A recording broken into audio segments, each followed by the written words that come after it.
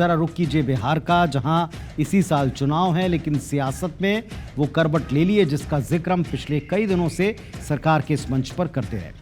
केंद्रीय मंत्री और एलजेपी के नेता चिराग पासवान ने केंद्र की सियासत छोड़ बिहार विधानसभा चुनाव में दांव आजमाने का फैसला कर लिया है। बिहार चुनाव के लिए अब एनडीए के सियासी समीकरण पूरी तरह बदल जाएंगे। बिहार की सियासत में इसको लेकर खलबली है। आपको सुनवाते हैं कि चिराग पासवान ने बिहार चुनाव को लेकर क्या प्रतिक्रिया दी जिससे ये खलबली।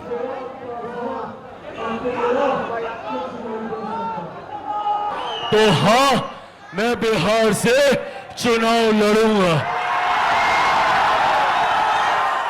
मैं बिहार की 243 सीटों पर चुनाव लड़ूंगा। मैं बिहार की हर एक सीट से बिहार को फर्स्ट और बिहारियों को फर्स्ट बनाने के लिए चुनाव लड़ूंगा। और सबसे बड़ी बात, मैं बिहार से चुनाव नहीं लड़ूंगा, मैं बिहार के लिए चुनाव लड़ूंगा, बिहारियों के लिए चुनाव लड़ूंगा।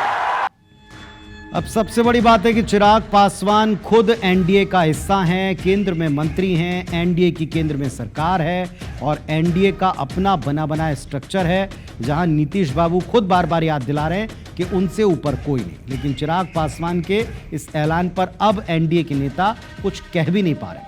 दूसरी तरफ विपक्ष चिराग की एनडीए में सीटों में सौदेबाजी का पैंतरा बताकर एनडीए में इसे फूट के तौर पर देख रही है और प्रेजेंट कर रही है।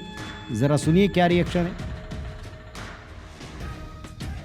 हमने घोषणा की है, हम लोग 243 सीटों पर चुनाव लड़ रहे हैं। जिसको जितना सीट पर चुनाव लड़ना है लड़े, जिसको नहीं लड़ना है न लड़े। मेरा अपना आकलन है कि ये चुनाव से पहले ज़्यादा से ज़्यादा सीट लेने के बार्गेन करने का टैक्टिक्स है। हर आदमी ये चाहता है कि मेरे दल को मुझे ज़्यादा सीट मिले, और ना इसका जनता से कोई सरोकार है, ना बिहार के विकास से सरोकार है।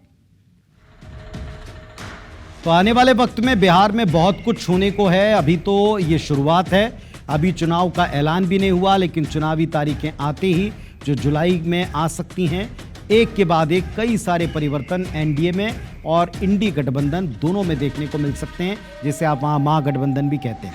अब देखते हैं कि आगे आगे क्या होता है। फिलहाल नजर हमारी बनी रहेगी